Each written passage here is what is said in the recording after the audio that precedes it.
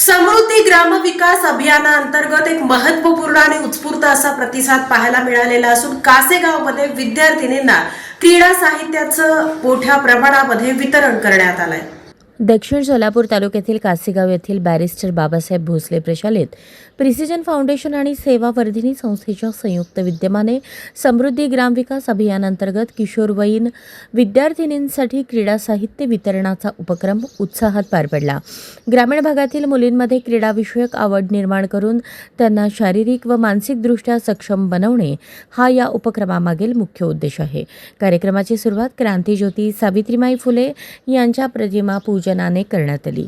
यावेळी सरपंच यशपाल वाडकर, प्रिसिजन फाउंडेशनचे जनसंपर्क अधिकारी माधव देशपांडे, नितीन फलटणकर, वैशाली बनसोडे, सेवावर्धिनीचे प्रकल्प व्यवस्थापक विद्यागौरी कुलकर्णी, वरिष्ठ प्रकल्प अधिकारी चन्नवीर बंकूर, शिरीष तेरखेडकर तसेच नेताजी सुभाषचंद्र बोस शिक्षण प्रसारक मंडळ कासेगाव संस्थेचे सचिव सच्चिदानंद चौगुले यांची उपस्थिती होती।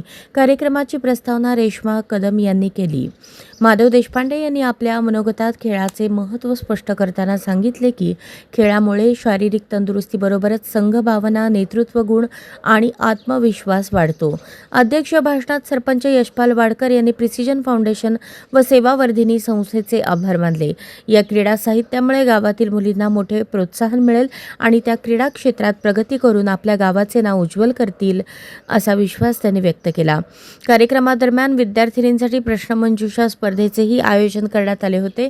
या स्पर्धेत मुलींनी उत्स्फूर्त सहभाग घेत आपली बौद्धिक क्षमता दाखवून दिली।